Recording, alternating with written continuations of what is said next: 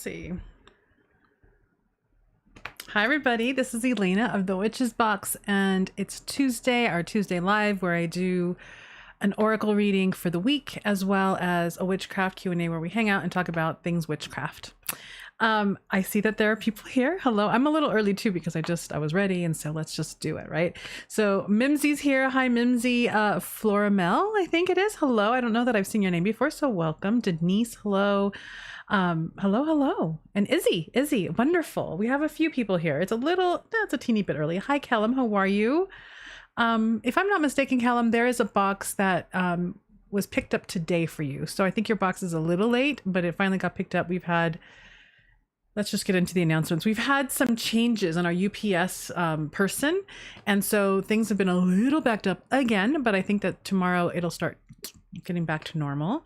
Hi Claudia, hi Layla, beautiful. Melanie, Fire, oh, I need my glasses for this. Fire, what are you? Fire. Telly, I'm gonna call you Fire.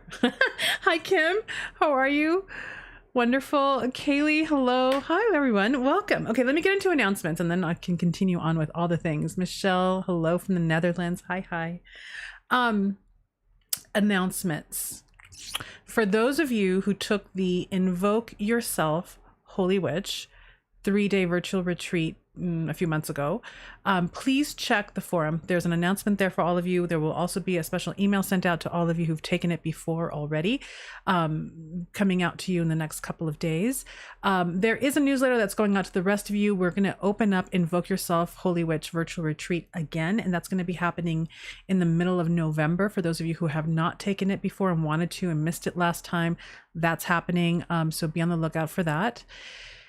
It's a really beautiful practice to have and magical ritual to have in your toolkit, as well as it's really going to play pretty heavily into the deeper work that we're going to be doing moving forward. It's kind of like one of the pillar ritual practices. So definitely important to check that out and take it. It'll be offered twice a year. So don't feel like, oh God, again, I can't take it this time. It'll come around again, but it's coming around a second time for those of you who missed it and those of you who are first hearing about it now. So be on the lookout with our newsletter. We're not doing a guided meditation this Friday. What else? I'm a little slow today, actually. So excuse me, I'm really tired, really slow, but I'm here. But sometimes I lose track. So where am I at with my thoughts? That's that announcement. We have a handful of the herbal mystery boxes left for those of you who want to restock your witch pantry.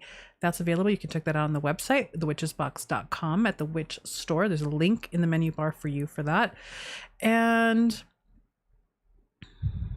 any other announcements? The bone throwing box is coming along beautifully. I'm excited in general just to get those in the mail. And also tomorrow at 10 a.m. we're going to do our Witches Box Q&A for the candle magic box that we sent out for this month. So if you have questions about candle magic, if you want to talk about candle magic, we can get on live here tomorrow and talk about it. If you don't have the box, if you didn't receive the box, but you still want to talk about candle magic, you can certainly join us. It's open for everybody. And there are no longer any of those boxes left to purchase. So here's the thing. I keep getting a lot of like, oh my God, I missed it. If you don't want to miss a box, just subscribe. It's actually cheaper. It's actually cheaper if you subscribe and just get the box with a big batch of people, as opposed to waiting to see if they're available once they're on single box purchase, because they're more expensive that way and they're limited that way. So a lot of you, I get messages all the time like, oh my God, I can't believe they sold out. They sell out. So the best way to do it is to be subscribed. So there's that. And is there anything else I want to tell you tomorrow, not Friday? We're going to be posting finally, because we have a lot going on here. More photos and a couple of reels on Instagram, and also here on YouTube in our little story shorts or whatever they're called, because every social media platform wants to copy everybody. Scenes from our ancestral initiation retreat, which was I'm still kind of flying high on it. It was such a beautiful event and beautiful group of people. To all of you. And So we'll be posting some images and some reels from that event. What I'm saying though is that retreat and that work is going to become a regular yearly event. It's a regular yearly retreat. The next one will be next September in England. So for those of you who want to participate in that, it gives you a whole year to prepare, to save, and to plan. I don't have the dates yet.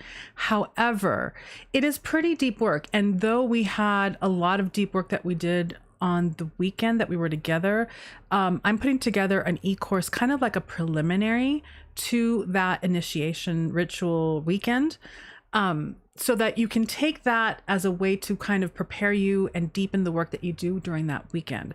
So all that to say that that'll be coming out soon, probably in the next week or so, let's say 2 weeks to be safe. And it's an important thing to take, whether or not you end up going to the ancestral initiation retreat. It really is great for this time of year, because this is the time where people really feel the draw and the pull to working with their ancestors. For those of you who did go to the ancestral retreat this last weekend or 2 weekends ago, certainly you can do it again, because the work continues, and we will add actually, if we have people who've taken it already or gone and are attended already, we will add a new layer to the retreat next year for that. For those who have already done like that initial ritual. Yeah. I think that's it for announcements. Let me look and see what's happening in this chat box. Michelle, I don't know if I said hello. Yes, I did say hello to Michelle. Hi, Curls and Pearls. Hello. Crystal, hello. Sandy, hi.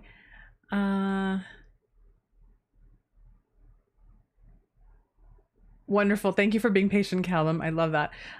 Jacqueline, hello. Let's see. I love all these names. Ordained Reverend High Priestess. Yeah, girl.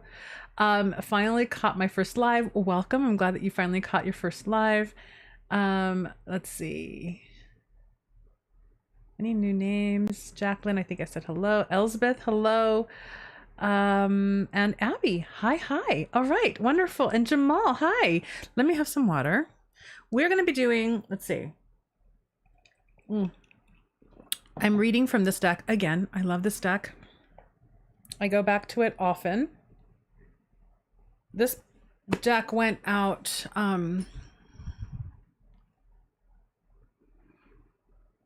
I don't know. It went out a year or so ago in one of our boxes. I love the deck. I love him as an artist, and I love these cards. So I usually come back to this, and I also go back to Cece DeMarco's deck. You know, I have my favorites.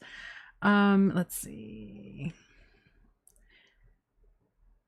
This is the deck, or the card. Let's see if it'll go. There we go. It's the Healer.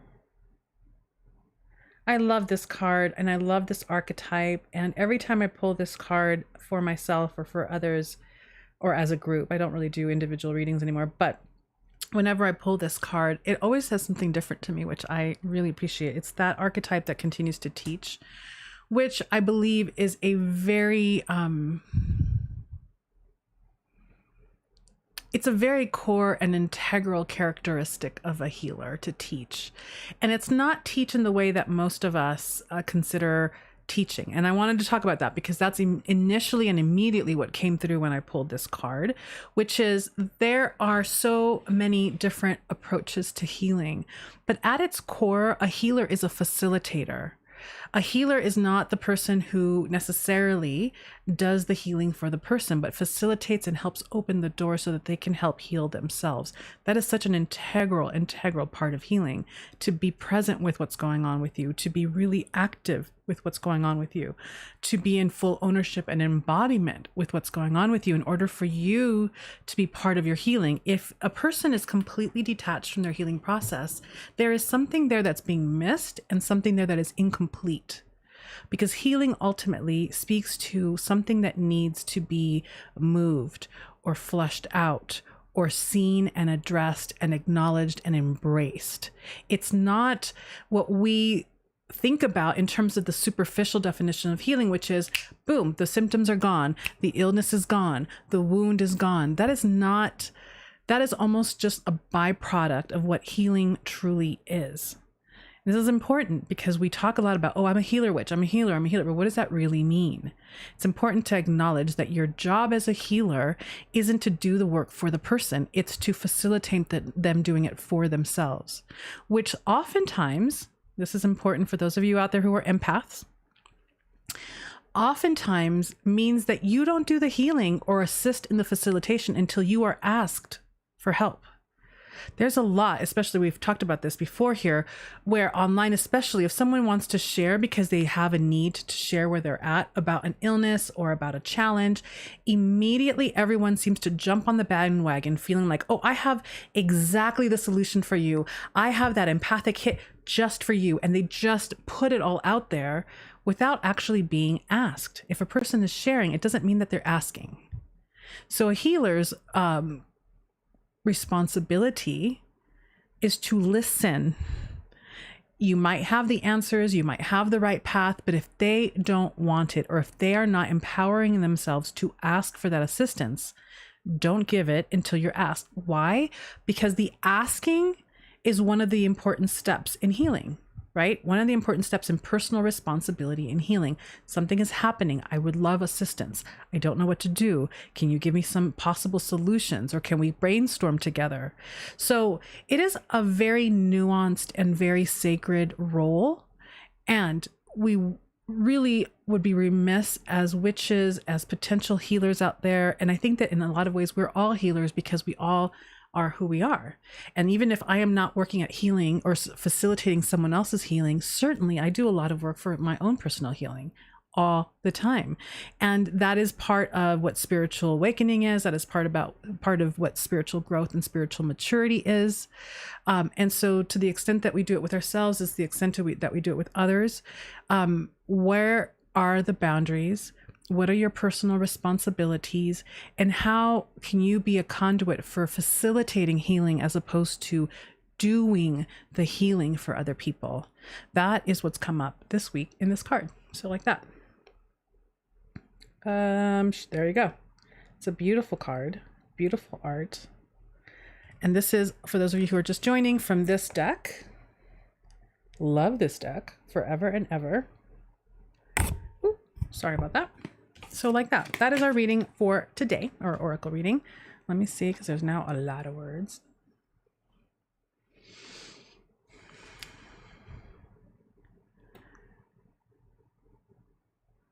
Mimsy says, yes, this is the card I needed today. That's exactly where I'm at. Beautiful. I trust you would achieve the healing you need. Is a beautiful. Layla, does anyone know, is there going to be a Charmed movie of the 90s cast? I don't know about that. I saw a trailer about it, but I have no idea. Maybe someone else knows. Layla. Crystal Water says 100% yes. Curls and Pearls says yes. This is something that I'm learning from the great work. Why I'm loving it so much. Which part, Curls and Pearls, the healing or the ancestral work? I'm so into the fact that you're into these books. I'm so excited about your process in that. Curls and Pearls, I read that already. Hi, Sissy. I'm so glad that you made it. Michelle, so looking forward to the retreat in England, blocking the whole month of September. Yeah, well, okay, so do that. Just do that. It'll be a long weekend. There is a possibility, if we're going to be out in England, that there's a possibility of doing a back-to-back retreat, so 2 different retreats during that time. So we do one for the ancestral initiation for sure, and a possible second one on another theme right after, just because if I'm going to be out there, let's just make it big and go big. You know what I mean? But right now I do not have dates. I need to find spaces that are big enough. Europe is notorious for very small spaces, small little homes, and Glastonbury, I know that I pronounce it wrong, is where I'm aiming to be at. However, the places to rent there are teeny. So we'll see. I need to work those details out. I've got my English team on it, which I'm so excited about because, as you know, Emily and Tree are both in England. So we'll get it together and then I'll announce it. But yes, if you can block that whole month off, boom. If you can begin, if those of you who don't have passports and want to go, if you can start that process now, all of those things, like I'm giving you time to plan. Why don't I put my glasses away?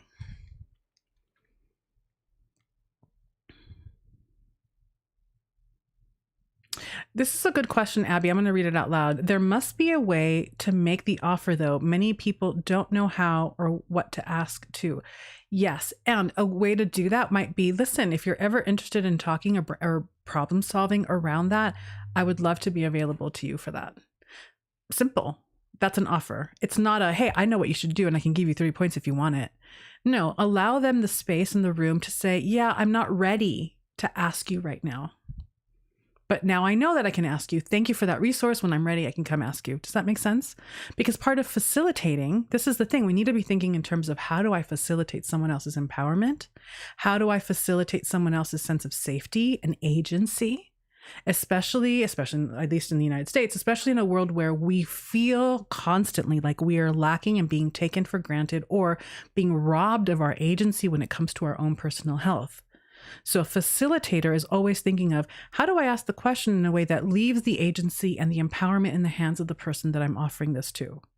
So, hey, I'm available if you ever want to brainstorm around how to address this or how to potentially find solutions for you. Let me know whenever.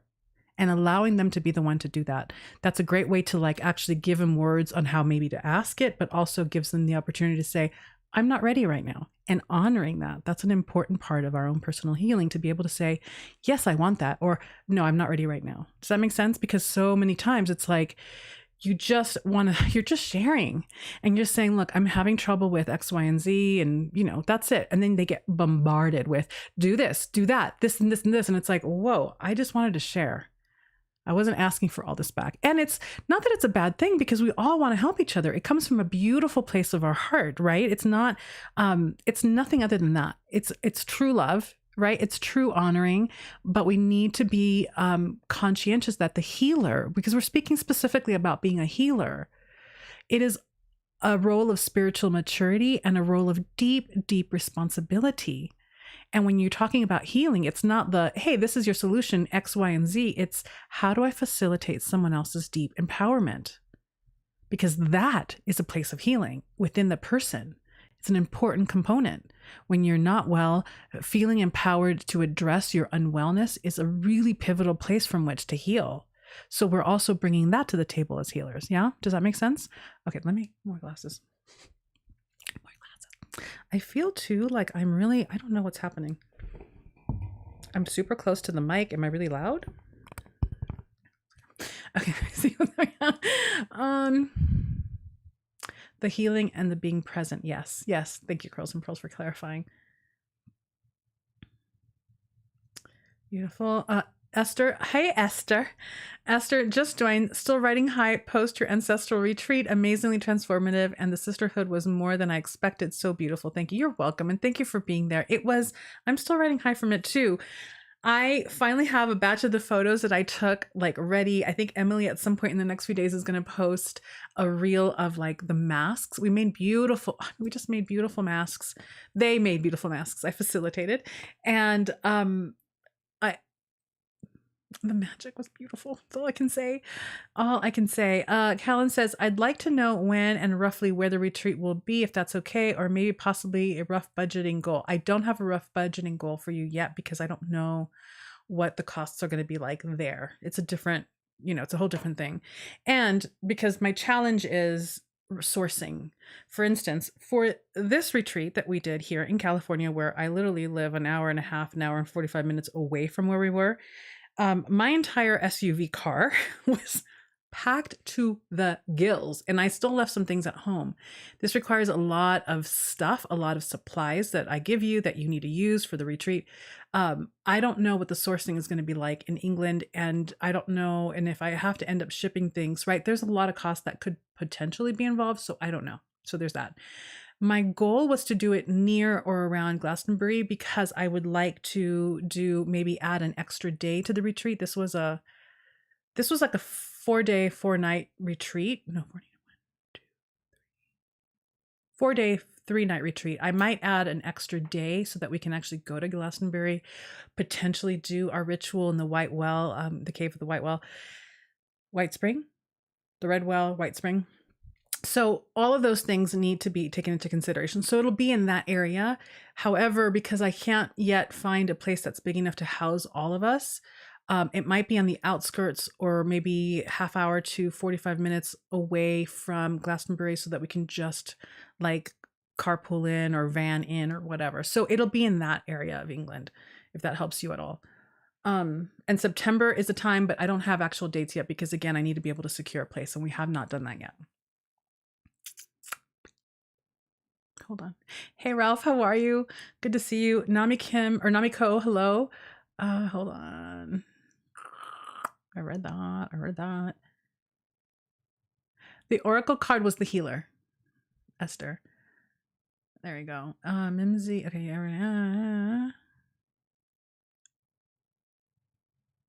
Floral, beautiful.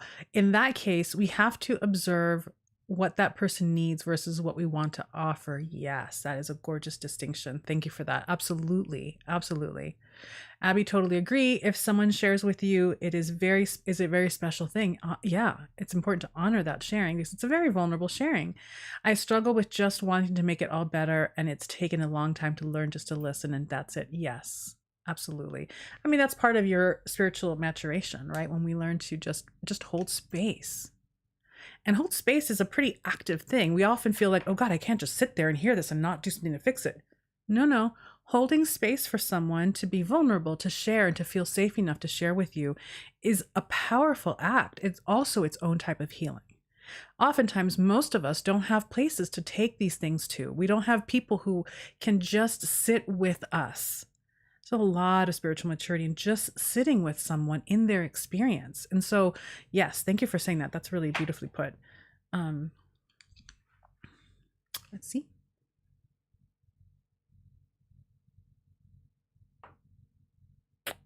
Mimsy started to work on their channel. I can't wait to see what you're working on.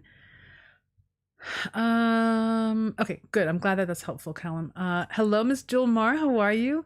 Julmar says, wear your knowledge like a watch. Pull it out when asked the time. Boom. Beautiful. I love it. You're all such amazing witches. I love it. Honoring someone's space. Esther says, Elena, I found a writing workshop post-retreat and it's all about ancestors. Oh, wow. Getting strong pull to write letters from my ancestors as counsel given during deep dive meditations. Beautiful. I mean, can you send me like a little texty text or something to tell me what the retreat is? Because I'd be interested in seeing that. Mimsy, this one that for some reason people can't find me yet. What? I missed what you're talking about.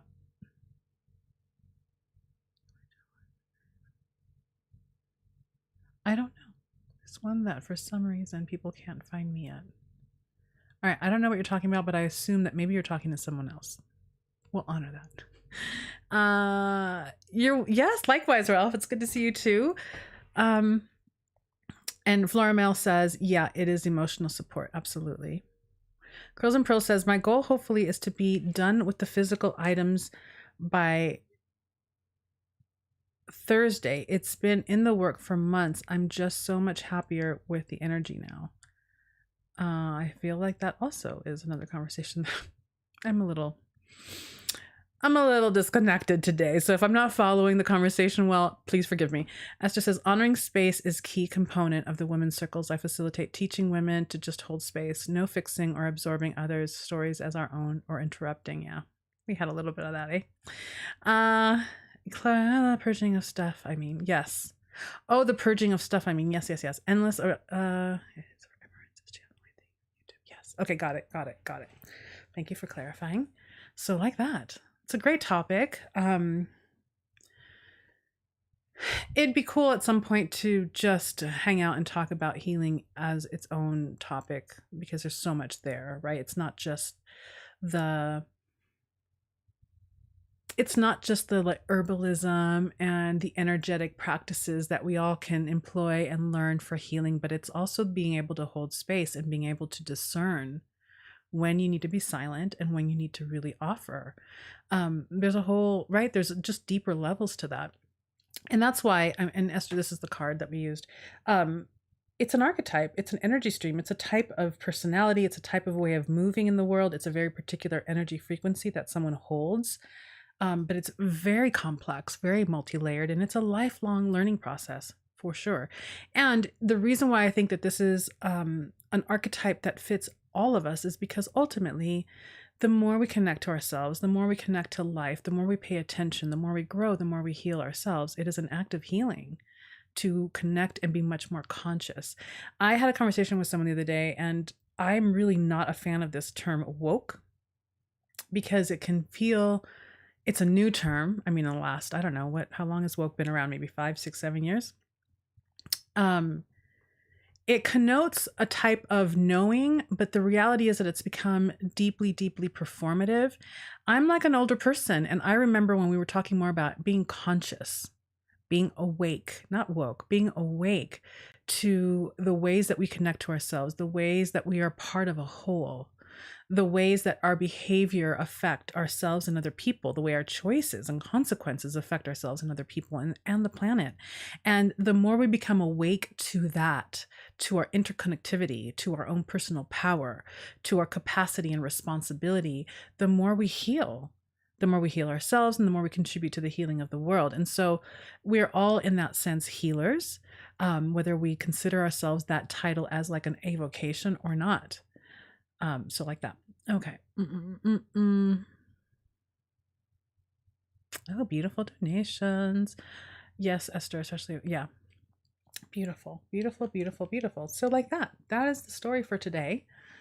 I'm open to talking about other things. In terms of the retreat next year, we will have probably at least two retreats next year, but towards the end of the year. I'm still trying to figure out what my beginning of the year life will look like, because we are needing to do a little traveling, and depending on what that looks like, I may or may not have another retreat and host another retreat like May, June, maybe April. So I don't know for sure, but just know that that's kind of on the horizon. There will not be any live retreats, in-person retreats for the rest of 2022. We're done with that for this year. There will be classes though that are digital. Oh, another huge notification, announcement, update. I have yet, and this is completely my fault, and it's like a huge neglect on my end.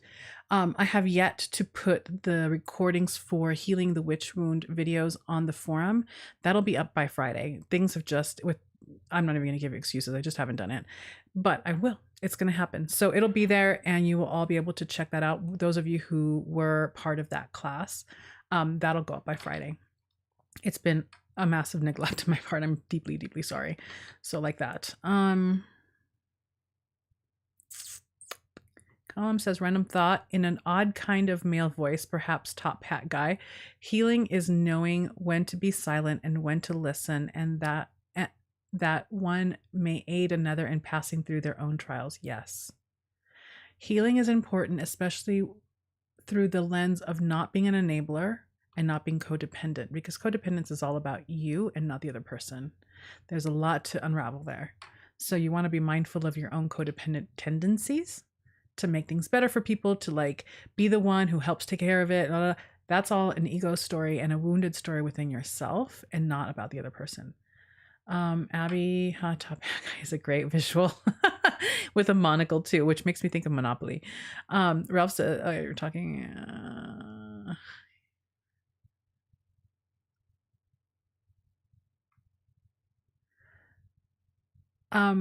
Esther says, can I use any type of salt for the rose and cedar protection spell? I ordered chunky Himalayan. For now, only have kosher. Kosher sea salt is perfect for it too. So kosher sea salt, any sea salt that's really rich in minerals can be really great for it. The Himalayan salt, I think we talked about saltworks.com. They also have a beautiful Alea Hawaiian salt that's got an orange hue to it. All of them except for Epsom salt. I just had a brain fart. Epsom salt and black salt, because black salt definitely has a particular movement of extraction, right? Because it does extract negative energy where the other salts do not. What I would suggest to you is, if you can get a little bit of each of the salts that I just mentioned, or at least each of the salts that you have easy access to, sit with each of them for, a night or a couple of nights to see how each of them feel to you, because depending on the mineral content, they might feel a little different. not that one is better than the other, they're just different, so that you might feel like you have an affinity towards one as opposed to the other. I like Himalayan salt, and I've been using a lot of Himalayan salt for a variety of reasons. One, I have a ridiculous amount of Himalayan salt right now, and I've had a ridiculous amount of Himalayan salt for like over the last year. And the pink is a way for me to weave in love, because I think love as a protection, love as bringing that into the space that I'm trying to neutralize is always really important to me. And again, out of just complete convenience, because I have so much and I haven't had to buy salt, I think, in like over a year, I use that the most. But I've also used kosher sea salt flakes, salt rocks, granulated salt, so you can play with those. I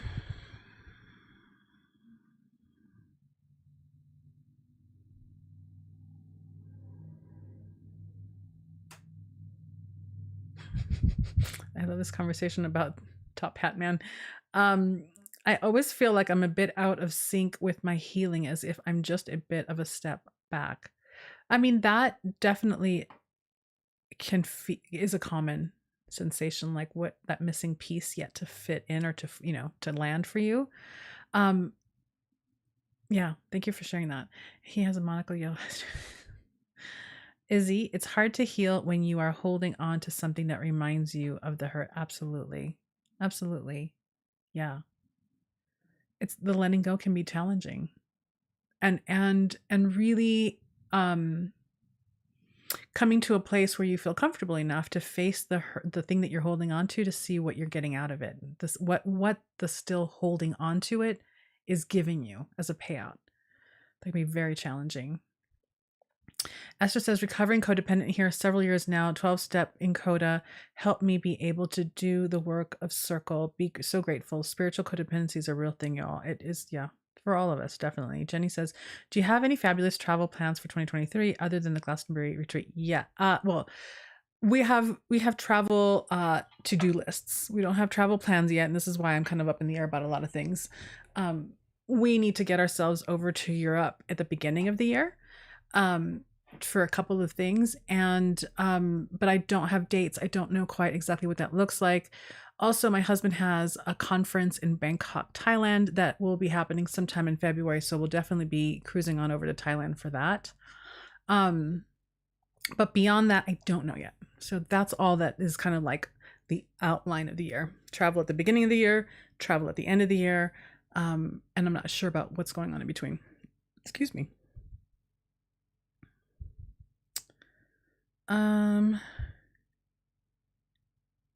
Curls and Pearl says, getting rid of Facebook and IG has helped with the healing as well. I have more energy that's my own, if that makes sense. It absolutely makes sense. It is such an energy drain. Oh, it is. I mean, it's really toxic. It's toxic. And I recognize that we're on it. We're on all of no, not all of them, but quite a few of them. It can be a really draining, toxic experience. I still crawl around there every once in a while to see what's going on. And I find myself getting sucked in super easy. It's like an insidious thing. And so I respect that you did that, because it's definitely, that is a beautiful protection spell in and of itself, to just get out of there for sure.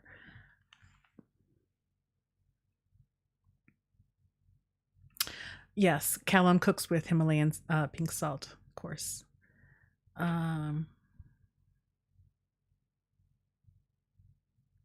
Mimsy says, pink salt, yes. I've been using so many salt versions and have so much salt. It's working, but oh my goodness, it's a lot of salt.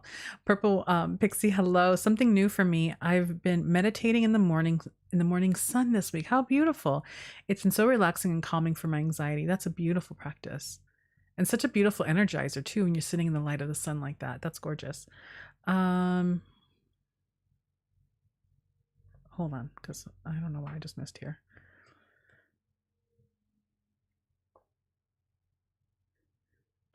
Fire says, I'm just started massage therapy school. Oh, congratulations. One thing I just learned is we can hold stress in our bodies, especially deep in tissue. Absolutely. That book, The Body, what is it called? Oh God.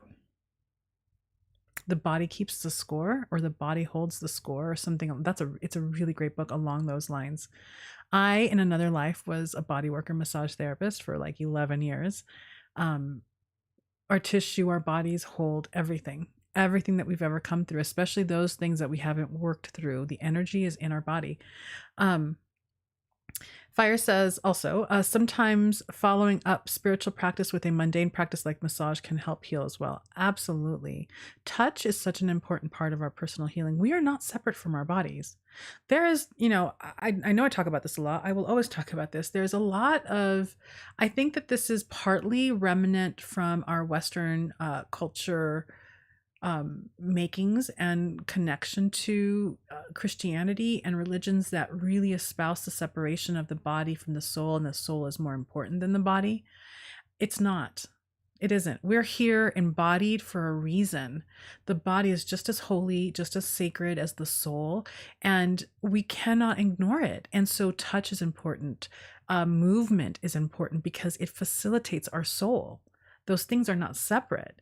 And so things like massage healing or body work or yoga or movement or exercise or stretching, those things are integral. They're also spiritual practices, because when we're fine-tuned and aligned, all of us, in an integrated way, our potency, our agency, our capacity to grow grows exponentially.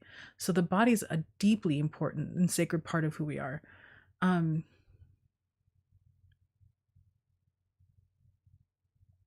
Oh, Curls and Pearls says, I only keep YouTube for you guys, and I love it. I'm so glad.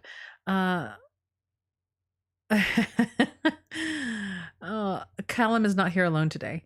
T. Turing, hello. The Body Keeps the Score. Thank you for that title. Yes. Hold on. I loved Massage School. Purple Pixie. Okay. Boom. Yes, and we're definitely glad that you're better. Purple Pixie. Callum says, yeah, I'm trying to just listen, but then it's like I get a poke in the shoulder and I have to type out Top Hat Guy's messages. Ordained Reverend High Priestess says, yes, you are right. Body, mind, spirit, the real Holy Trinity. Yes, absolutely. Yeah. We have to honor what we are in existence. It's a beautiful thing. It's annoying, but also kind of cool because I've not seen him in ages. Well, I'm glad that your friend is back to visit.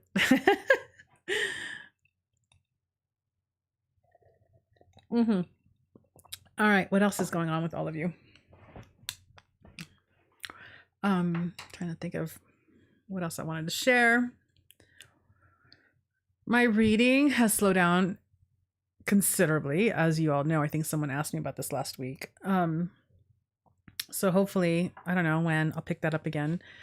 Oh, well, look at that.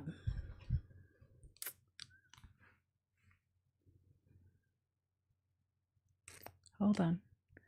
We're going to, boom. And there you go. Bye-bye.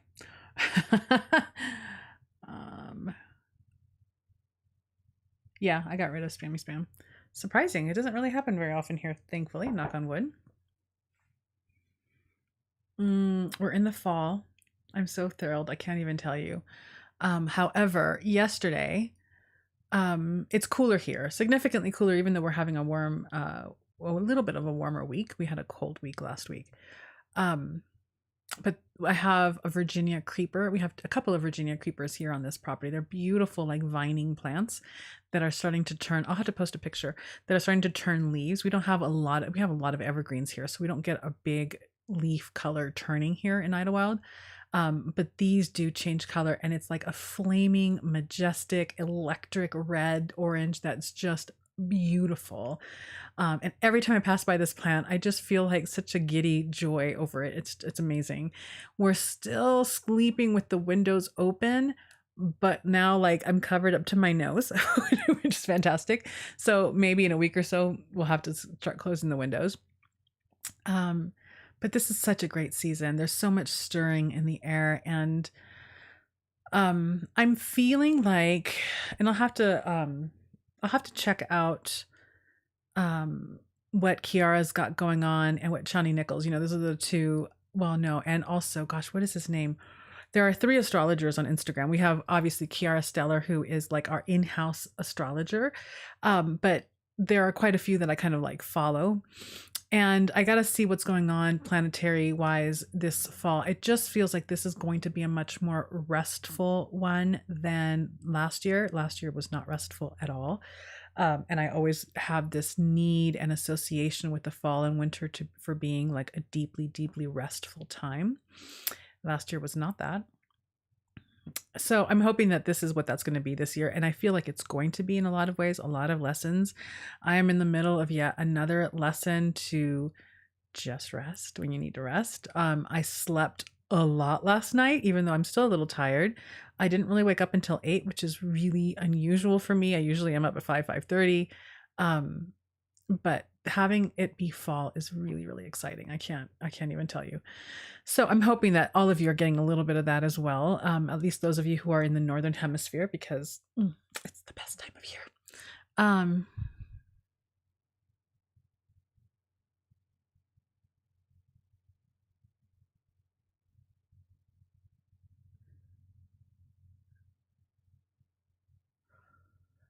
Callum, I think that maybe you need to ask him where he's from. I think that would be a great place for you to get that information. Claudia says, I just joined the Moon Ritual Coven and super excited about it. Oh, we should talk about the Moon Ritual Coven. I'm trying to compose a really like eloquent letter / forum post for that. But let's talk about it here. But let me see what else is going on. Fire just ordered the book. Wonderful. I'm feeling this fall is going to be colder than last year, like Vegas freezing cold. I mean, it could be. We had a fairly decently mild. We had like a couple of weeks of really hot weather up here. But my husband and I were just talking about this yesterday, that it wasn't as bad of a summer as we thought it was going to be. It was actually much more mild than we were expecting. So who knows? Purple Pixie says, I'm looking forward to fall and winter. I used to hate it, but the last few years it's won me over. Oh, good. Fire says, awesome. I love fall too. I have 2 kittens and they go nuts when they stare out the window and the leaf falls. So cute. They just want to chase it. Oh, I love cats. Oops. Hate the cold. Okay. Moon Ritual Coven. Right now, as it is, the Moon Ritual Coven is a monthly subscription where every month I send out and I post to our, like, we have an area, a private area on the website where I will post a little bit of a reading for, like, let's say the new moon. We just had a new moon in Libra. Okay. And I'll send a little reading on that, a journal meditation for that. Kiara Stellar writes a little bit of like a really short and sweet rising sign report for that new moon for all of us. And then I'll put together a solo ritual for that new moon and a group ritual script that I send you, and you can take and use and put in your books or do whatever you want with them. At the very least, if you're a solo practitioner, then you're able to do a solo ritual for yourself on that new moon, and then on the full moon, and then also on the dark waning moon. Same thing with the group ritual. If you have a group that you work with, you can use these rituals. You can kind of make them your own and adjust them for the group that you have, but you have at least something to do. I know that many of you have asked a lot, like, what do I do on the new moon? What do I do on the full moon? You know, all those questions. And then as I go, I'll create, and I have created like side classes that also go in that learning area on the moon and animism and what that relationship can be and all sorts of other things. We have more coming, which I'm really excited about. However, there's going to be some additions and some changes to the Moon Ritual Coven, which I'm really excited about. One of them is that Kiara is going to be providing us with way, way more astrological information for all of us on each of these points of the moon station, which I'm super excited about. She's amazing. We've had her working for us in one way or another, I think almost 5 years, because she was there from almost the very beginning, which, girl, hi, it's been a long time. And she's very knowledgeable, and she's expanded her offerings, and she's just a gem. And so she will be providing more for that. The other thing is that I need to look at my life and the calendar. I'm kind of like trying to work out what I'm definitely inspired to do is to remove the dark waning moon ritual script aspect of it from the modules and instead replace it with an actual live on Zoom ritual that we do together every month. And the reason for it being the dark moon is because that's just what I'm inspired to work with right now. And so maybe in future years we can switch it over where the following year maybe we just do once a month a new moon ritual live together, and still get rituals that you can do on your own for the other 2 moons in that month. So we're augmenting it in a big way, shifting it in some other ways so that it's much more so that we're just practicing together and we're doing more coven work together. So that's coming. I don't have a date for when that's going to shift over and become that, but I'll be posting about that in the forum, and I'll be sending an email out to everyone just to kind of give you a heads up, and we'll go from there. Here's what you need to know. Right now, the Moon Ritual Coven is a $27 a month fee. For those of you who are in, you will stay at that price, but when it changes over, it'll go up to $33 a month. So if you want to be grandfathered in or grandmothered in, you might want to subscribe now. And then anyone coming in after the date when we like become the new incarnation of the Moon Ritual Coven, it'll be $33 a month. Like that. So that is the announcement that I have right now. All right, let me put my glasses on because there's a lot of chatter. Hold on.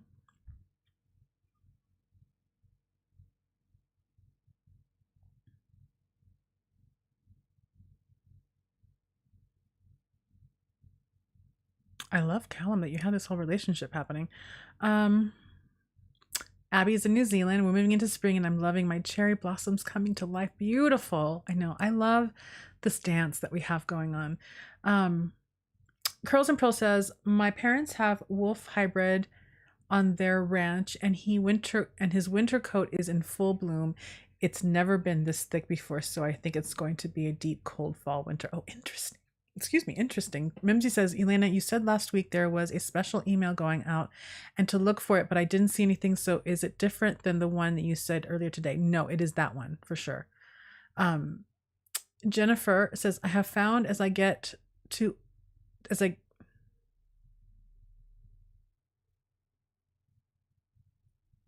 I think what you're saying is, I found that as I get older, I'm enjoying all the seasons here in BC, Canada. I love BC, Canada. Callum says, autumn is my favorite season. Yes, it's the best. Oh, joining that coven. Beautiful. That would be awesome. Yeah, I know, right? Mimsy says, oh, I would love to have a Zoom for the Moon Coven. Callum says something about a tall house. Callum, you need to write these details down because these are important details for sure. One day I plan on joining. No, I totally understand, Purple Pixie. Esther says, Elena, is dark moon the week between new and full moon? No, dark moon is the last few days between the last few days before we get to the new moon. So it's the dark waning moon, and the way I focus on it, because it completes a circuit or a cycle. So right now, for instance, we have the new moon in Libra, which was a couple days ago, so we might be out of Libra already. The new moon right now is in Libra. Typically, the full moon, not always, because things happen, but typically the full moon will be in the sign in opposition or opposite of the new moon sign. So we had the new moon in Libra. We'll have a full moon in Aries because those sit on either end of the wheel. And then as it wanes and begins to die down before the next new moon, which will be the new moon in Scorpio, it'll be a dark waning moon in Libra again. So it's like a completion cycle. So I do my dark moon work at that point when the sign is exactly the same sign that it was when it was a new moon. And typically it's the last 2, almost 3 days right before the moon becomes new again.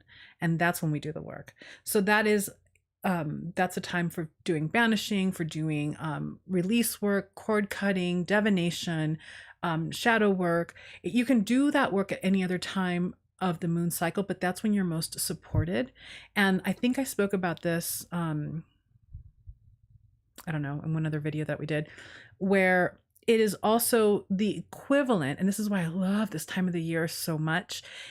It is the same it's different because it's the sun and not the moon, but it's the same type of withdrawal energy that we're experiencing with the sun right now, because the sun is now in its own waning stage as we approach winter in the northern hemisphere. So it's beginning to die down. The night is longer. So we have now the night going longer while we're also doing work during the dark waning moon, where that's becoming a little bit of a deeper withdrawal. It is, in my opinion, one of the reasons why we have such a holy day like Samhain or All Saints Day or Day of the Dead at this time of the year as well, because we're in that darkness, which tends to correspond with the end of life or the dying back of life or the passing through into the other side of the veil. So like that.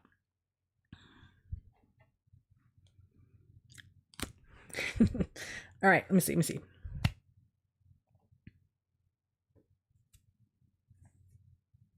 Rachel, hi Rachel. Tangentially related to the moon coven, I've been spritzing my bed with the moon mists, and I've been having the most off the chain dreams lately. I love it. Is this typical or normal? Typical/normal. I mean, it can be typical for you. Certainly, I know that there is one of you out there. I don't think that you're here today. Who loves, and I don't know which one she uses, but it's the only way, I think this is what she said to me. I think this is accurate. In my remembering, that there's a particular spray that she uses around her granddaughter, and it's the only way that she has a peaceful night of sleep. So I don't know that you are the only one. I don't tend to use it to enhance my dream time, but it would be interesting. Like, which one are you using for that? I would be really interesting to see. But the oils and the mixtures of the oils, first of all, were channeled, so there's that. It's coming from a higher place. But they're really potent and they really alter you, so that if it alters you to open up to better dreams or off the chain dreams, and yeah, work it. And when it comes time for you to make like a refill batch, let me know how that works. Hold on.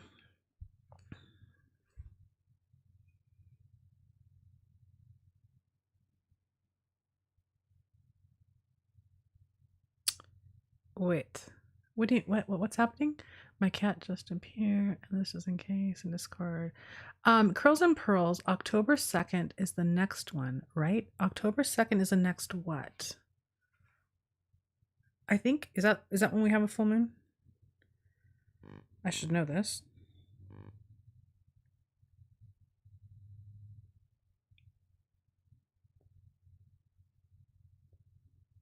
Hold on. No, October 9th is the next. If you're talking about moons, it's October 9th.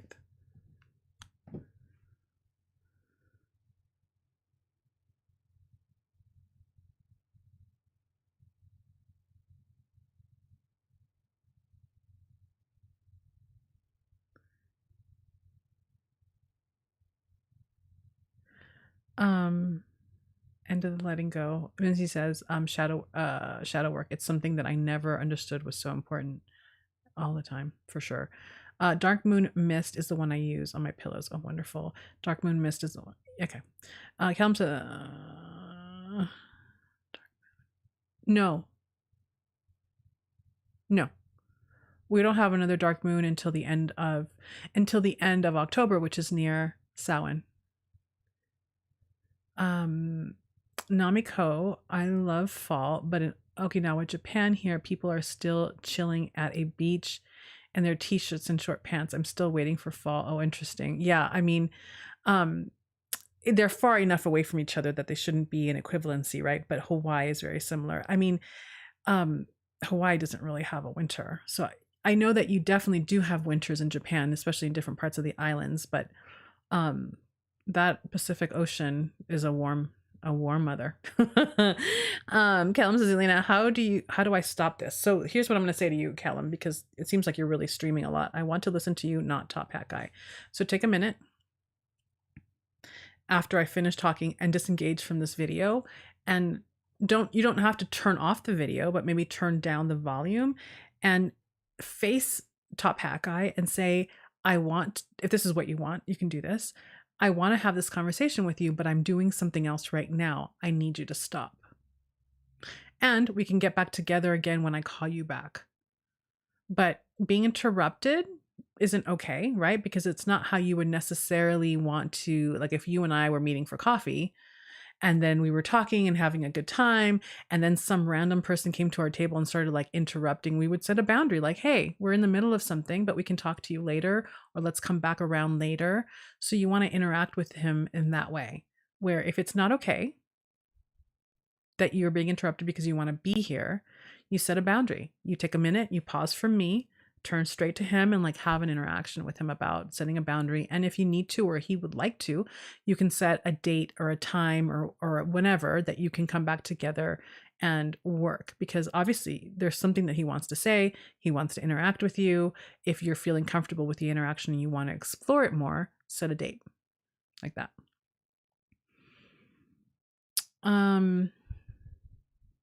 Boom. Mimsy, yeah, said the same thing. And although I'll have to say that we're almost at the end here. So there's that too. Anything else? Any other big burning questions before we close for the day? Oh, well, my light is flickering on and off.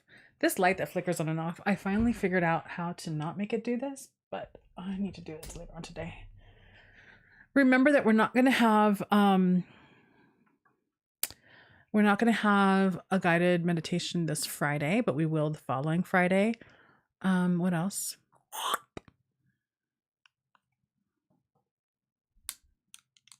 Yeah, I think that's the only announcement I have right now. Other than all the other announcements that I had here today. Oh, the hummingbirds are. My husband just refilled the nectar, a little nectar, feeder. And they're so territorial, man. They just kind of like dodge each other back and forth and chase each other. It's crazy. Boundaries, even with the spirit, boundaries everywhere, boundaries all the time. There is a world in which, I don't know what book it was. It was one of the early on in my learnings, early on in my codependency learnings. It was Marianne Williamson. It wasn't a return to love. Maybe it was a return to love, but there was also Woman's Worth. It's such a good book.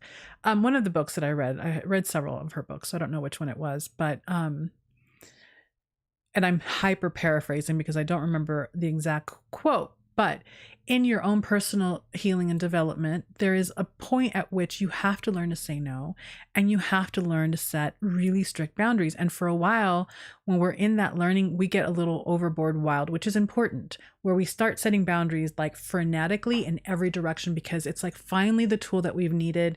It's finally a thing that feels so liberating because we're practicing our agency, we're practicing our voice, and maybe perhaps we've gotten past the point where we're afraid of how people are going to take it.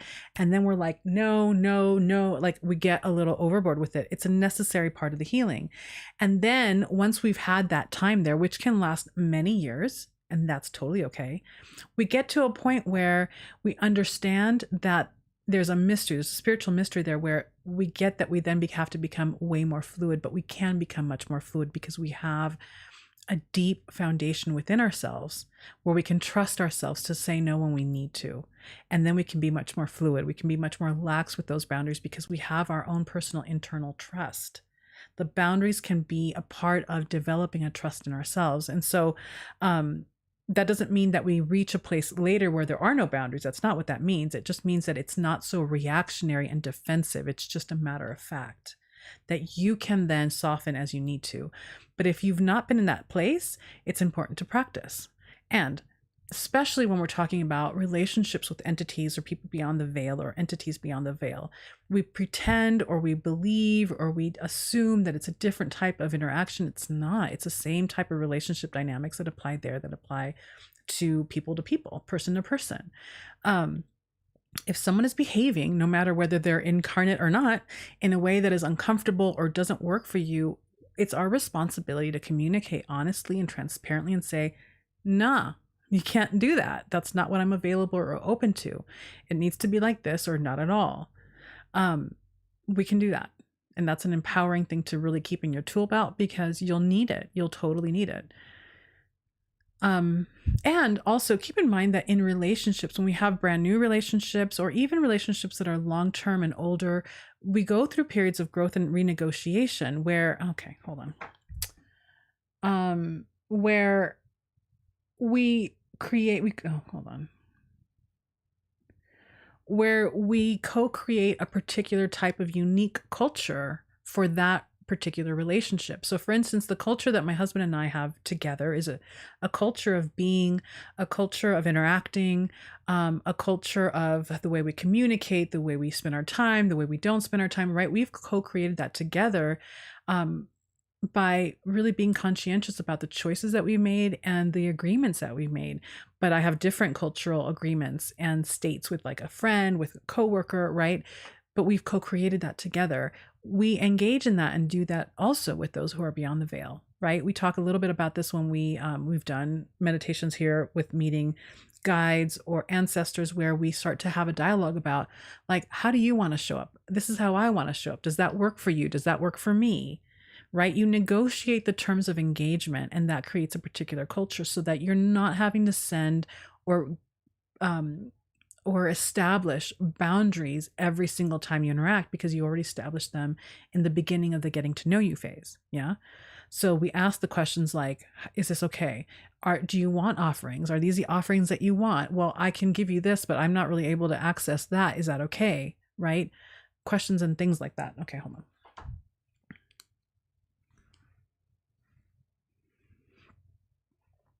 Thanks. This is Callum. He's gone. Says he's happy to speak in the dead hours on Samhain. Oh, beautiful. Good. That's wonderful. Jacqueline says, like the idea of the live moon Zooms, how would that work with different time zones? It wouldn't. I mean, here's the thing. I'm only available at a certain time. So what it would be is that I would send out, in fact, my plan is to have like a whole year's worth of dates, so that these are the dates, these are the times. The times will obviously be very Pacific time centric, in a way that would be either on the weekend, on a Saturday, in case people who are in Europe or in Australia can do it without like impinging on like work days or school nights. And that's not going to be consistent on Saturdays, obviously, because we're also following the moon. So it's important to meet during when the moon is doing its thing, so there's going to have to be some flexibility there. But the recordings of the rituals will be then just in a repository in the Moon Ritual Coven Information Center. So they'll be there for those who want to do them after the fact on a recording. And I'll have instruction for using the recordings in that way. Usually, and I've talked about this before, an example of this is like our Friday free YouTube guided meditations that we do here. There are a lot of people who do those on the replay. And the way that energetically I approach the practice and approach the like container setting for us is that when you come after the fact and it's already happened with the group, but you're watching it and doing the practice after on your own, you're still tapped into the container of the group. You weren't there to have the direct experience in the moment, but we feed you, you feed us. It's still a collective experience energetically that we're participating in. So that'll be available. Callum says, but he's watching over me as he's always done since the first of the line. I love this. I wonder what that's about. He might be an ancestor. Thanks for the boundary setting advice. Now I'll watch the replay so I know what I missed. He might be ancestral. That might be interesting to check out. Jennifer, spammy go away. It's all gone. Elena, being the bang and the spam is gone. Yes. It's interesting because this is maybe like the third time we've had a spammy person. Who knows? It's what it is. But this is a casual, loosey-loose enough conversation where I can just kind of hit the button and boot them out.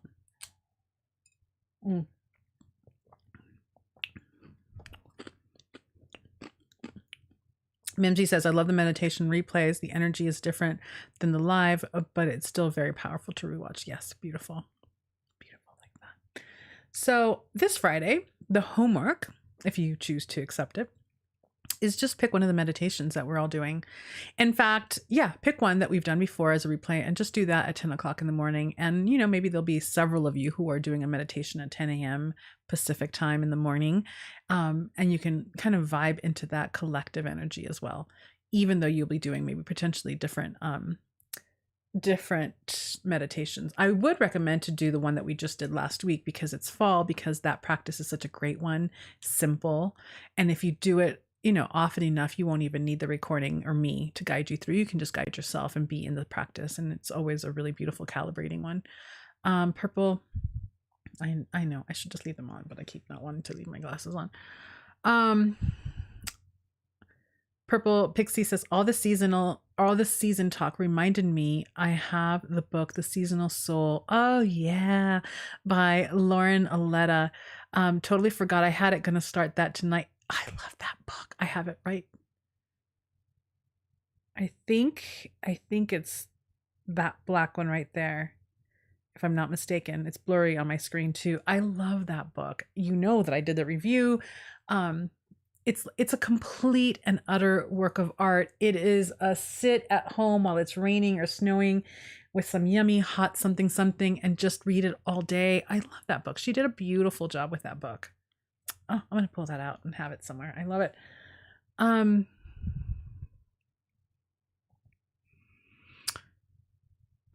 Mimsy says, Witchy, Mission Impossible if you choose to accept. Curls and Pearl says, yes, if I can turn off the ADHD, I listen to one at night. Oh, beautiful. Callum says, hey, Elena, any advice for dealing with the fae folk? I think Top Hat might be partially fairy. You know how I roll. I'm like, my advice on this is the same as I do with any entity or being. I encourage all of you to treat it as a direct and deeply personal relationship where you ask, how do I best deal with you? Hey, I don't want to be bothered at all hours of the night. How do we establish a way of engagement? If you're fae, what does that mean for me? Like, how would you prefer to be respected or venerated or interacted with or called? Because not all entities like to be called through in the same way. So that's definitely another important conversation to have. But these, like, certainly there are a lot of books out there and a lot of teachers out there that'll give you formulas for how to engage. And I do that a little bit here, how to engage certain entities, but more and more I keep defaulting to have an intimate personal relationship and ask, establish together, because that's going to give you a much more meaningful relationship. It's going to give you a much more meaningful connection. And it's also going to give you an opportunity to really hone and practice your sensing skills, your trans veil interactions and communication. It'll give you greater facility as a witch and a practitioner.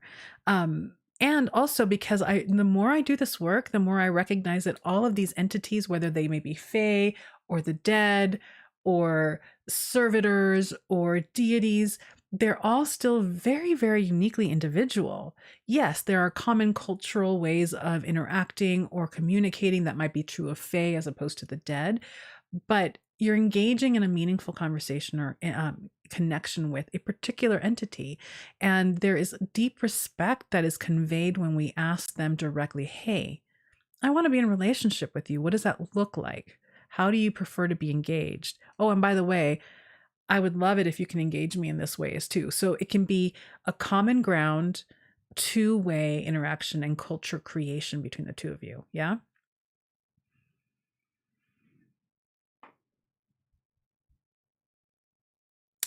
Where am I? Mimsy says, oh, last week was super juicy energy. It was a really lovely, simple, and beautiful meditation, I really have to say. Ralph says, Elena, have you ever discussed spirit work, bindings, and other ethics of the craft? I may have missed it.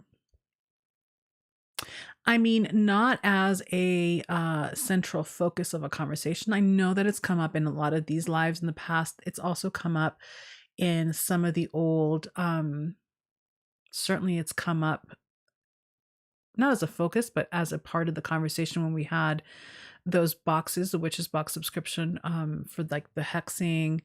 There was the hex box. There was, we had two of those, I feel like. And the ones where we talked about that bone book, Bone and Blood. So it's come up in different ways, but not as a focused conversation.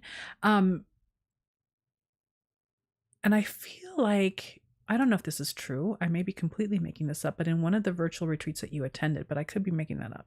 I don't know. But ethics, there, yeah. My broad statement, without going into a whole class on that right now, is that you and I and everyone, we're adults. And every choice we, at this point, this is kind of judging me, but at this point we should really have a really strong understanding that choices create consequences for good or for bad. And ultimately the only person responsible for that is you. So what I would say, and one of the things that guides me in terms of my ethics is this who I want to be? A person who does this or creates this in the world. You know what, fool? What is happening here? Not only do we want to report you, hold on. Oh, he's gone. No, he's not gone. Hold on, I'm sorry. I just interrupted myself because now I'm getting pissy. Report.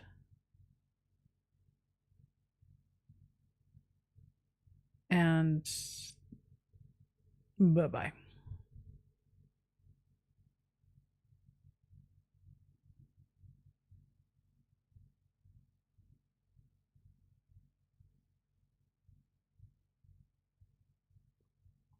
Okay.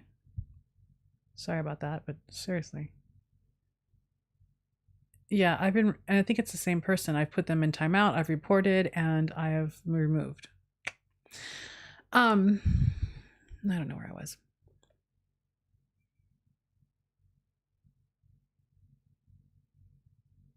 Oh, so you want to ask yourself those questions.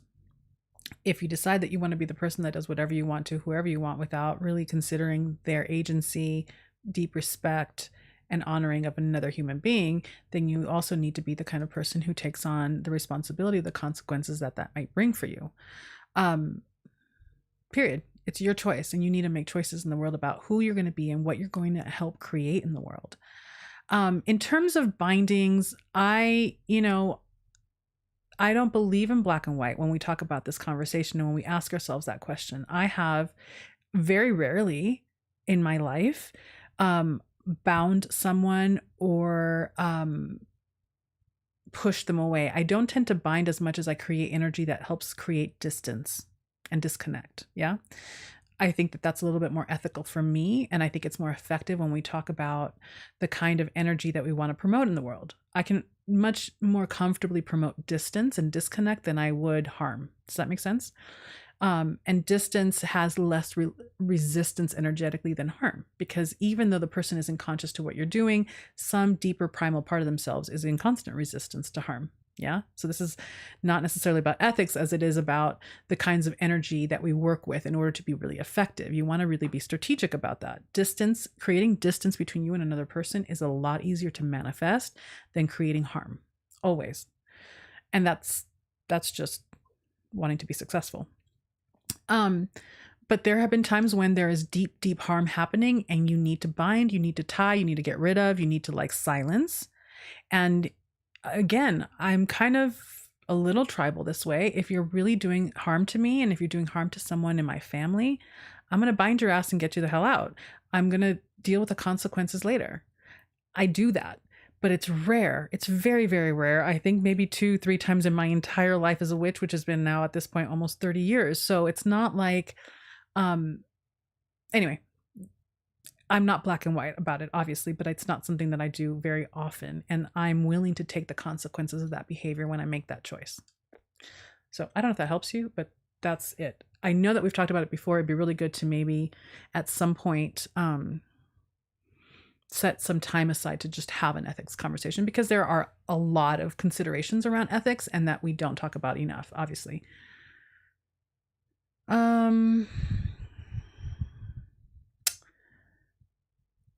There's that ripple effect and everything. Yes. Yeah, I mean, I don't know. I don't even get it anymore. The whole spamming thing is ridiculous. I know, but listen, one of the things that we get to practice when we have a spammer like this is to just pick up where we left off, which obviously I struggle with because sometimes I get totally derailed in my thought process, but we come back.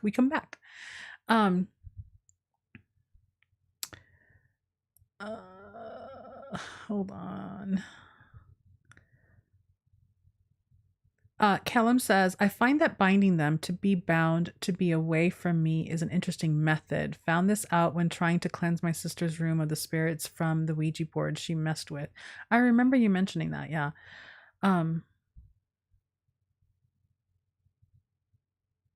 Or they get promoted. Yeah, so Mimsy was bringing up that in the idea that you wish them well and to move on, or they get a promotion to a different department and are someone else's headache. Exactly. Just move on. Move on. That's what I love. What I love you so positive. Well, I'm not always so positive, let me tell you. You know, and it's not necessarily that I'm positive, although yes, I tend to be a much more positive than negative person, although I have my moments. More often than not, if we remove our reactivity, which is hard, it's not an easy thing, but if we step out of our reactivity to a situation or to a person who we feel might be harming us, when we're able to sort of remove ourselves from the emotion of that impact that we're having, that might be inspiring us to want to banish or bind, then we can think more strategically about what is my intention here.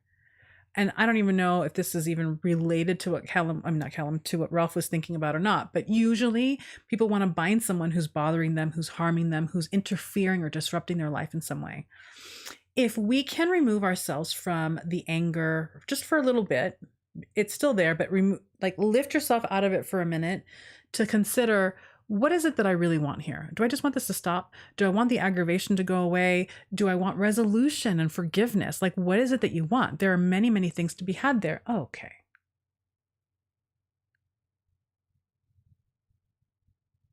What is happening? Today is the day. And what is happening with YouTube?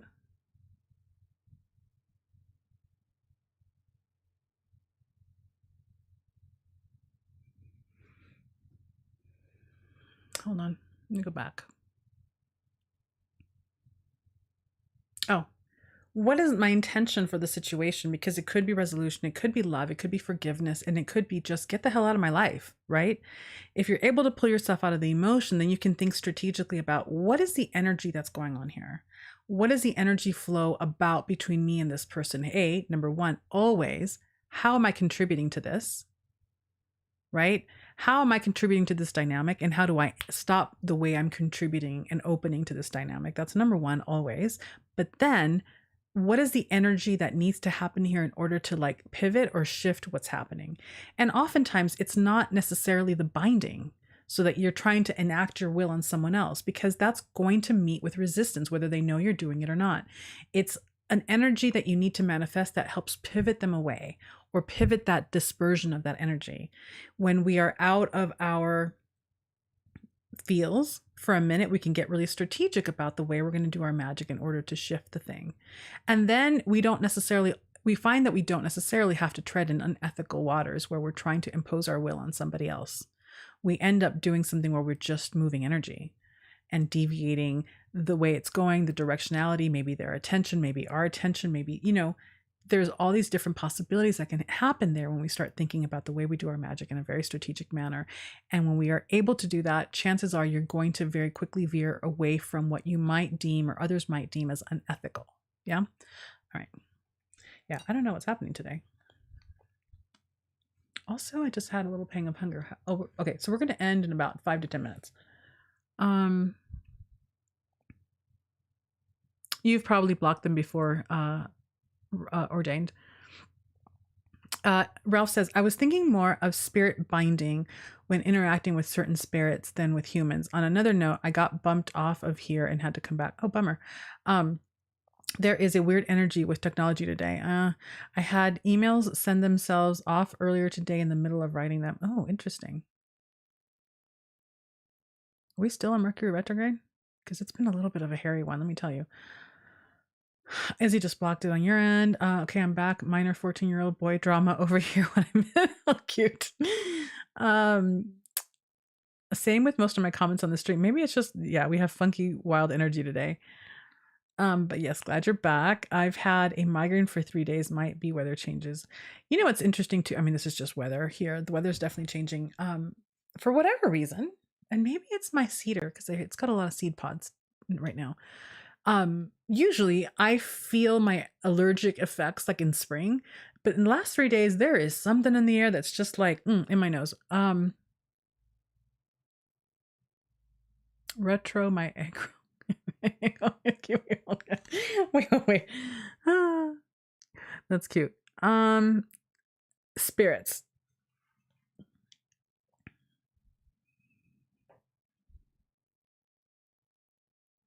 Let me read again what you said.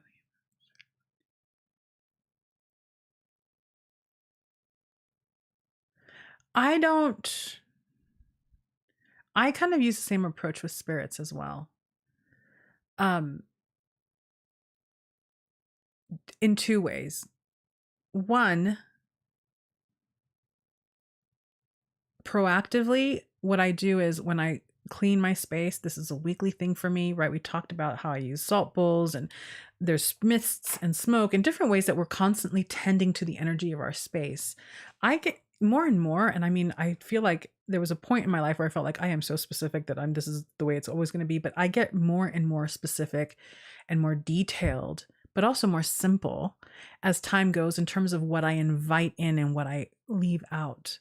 So the way that you would deal with spirits like that is an ongoing layered approach where what comes in just in my mundane, this is my office, my mundane space, my home space, my bed space, my dream space, there is a constant tending to this is a yes and everything else is a no. And I get very clear and specific about that. And I weave layers of how to set that boundary on the regular, even if I don't know exactly what I'm saying no to. And by that, I mean, I'm saying no to particular energies, but I may not know that I'm saying no to a particular entity. Yeah. But the same thing goes with I only allow time for conversation for the most part when I sit down to have conversation, as opposed to walking around totally open to getting hits. At this point, because there's so, especially when you're public or when you're seen and you're kind of moving into that space as well, you're leading groups. So it's very easy for projections and even people just seeing you in the space to create openings that you might not be ready for or available for. At that point, it becomes really important to continuously be tending to your energetic space. And not that people are sending you negativity, but projections can be negativity, whether they want it to be or not, or whether they're aware of it or not. But it can also be a pull and a drain. And the places in which we are drained become openings for things that are uninvited. So I may know where I'm drained, I may not know where I'm drained, but trust and believe that there is not a day that goes by where I'm not constantly setting a space. It becomes just part of your natural habit. So that is like maybe let's say filter layer number 1, where you are making sure that this is the yes that I've chosen, and then this is the no that I've chosen. All of these particular things are a yes, all of these particular things are a no. In that, there are things that I allow for spontaneous commentary or communication, and then the rest are no. I only communicate with you when I sit down purposefully in circle and ritual to communicate specifically with you. Now, there's an argument there to be made for, is that a little too controlling? Is that maybe cutting myself off from spontaneous revelation? Maybe, but I know what my bandwidth is right now, and I'm not open or available for a lot of input when I'm not ready for it, because there are other things that I need to tend to in a very intentional way. So that's how I approach that. If something happens and something gets through and you're just like, I was not bargaining for this is getting too much, and the conversation and the boundary setting isn't effective, then there are definitely other things that you can do, starting with employing the entities or spirits that you do work with that can be allies for you in keeping you protected and keeping those things away from you. I'm going to stop because I may be saying more than you asked for, so let me just see.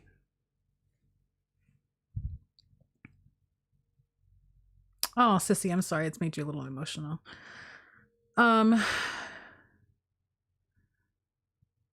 Izzy says, I couldn't even open my eyes when migraines I hear can be really miserable. I'm gonna knock on wood. I've never really had one.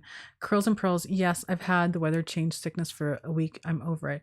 That happens to a lot of people. Really sensitive, which is beautiful that you're so tuned in and sensitive to it. Retrograde doesn't end until October. Yeah, it's still Ralph says, I got you, Lena. Thanks for the explanation. Enjoy your weekend. You too. Curls and Pearls, use the last bit of retrograde to get rid of stuff while you can. I've been doing that. That's like the easy way. Like, I love that part of Mercury retrograde. Like, this is an opportunity to just like house clean or other clean. But there have been like a lot of mini aggravating snags along the way. I'm like, dude, I am over this. This is exhausting. Mimsy says, I have it on my calendar as a reminder to not get mad because it's too easy to get angry at it all and make it worse. Yeah. And this feed has had a lot of lag and buffering today. Oh, that's so interesting. Yeah, it's a day. I'm glad that you're better too, sissy. All right, my loves. This is great. And my energy somehow was able to like stay pretty even throughout, which I'm very grateful for. Thank you for hanging out with me. Thank you for putting up with, weirdness. And tomorrow, I'll be back tomorrow at 10 o'clock.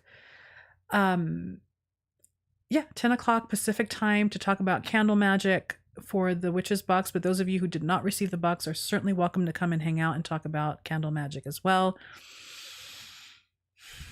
What else? No guided meditation this Friday. And I think that that's it. All right, my loves. Have a wonderful evening and a wonderful week if I don't see you tomorrow. And I think that's it. All right. Mwah, mwah. Take care. Bye.